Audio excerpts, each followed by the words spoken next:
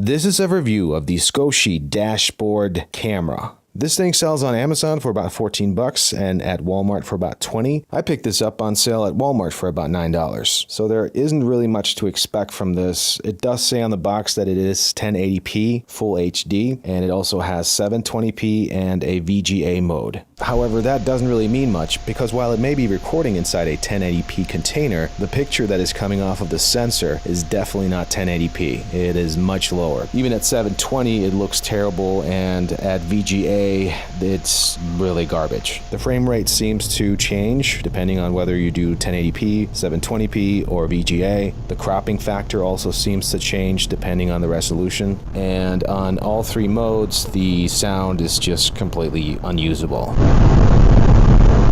It's just completely distorted and just really horrible. So you can definitely make the argument that outside lighting conditions are not always optimal. So I decided to take this inside to see how it fares in sort of a more controlled lighting environment. Again, we're trying all three settings, 1080p, 720p, and VGA. And even inside with lots of light and nothing moving, the resolution is horrible. And 1080p does not really look like 1080p. 720p definitely does not look like 720p. And VGA just does not look good either.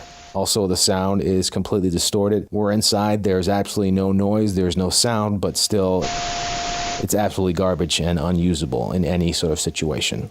So all in all, I would say this camera is garbage. It's absolutely useless. I mean, there might be a situation or scenario where you want to have some sort of documentation of an accident situation where you just want to be able to prove that, yes, you did in fact stop at the stop sign and this other car did not. And so perhaps in that situation, this camera will be able to provide that evidence, but otherwise I don't see much use for it. I mean, it doesn't even have the ability to provide usable license plate information or the ability to read street signs or other signage. So this is an absolute horrible product in my opinion. I think even $9 is too much. Perhaps closer to $2 would be more appropriate.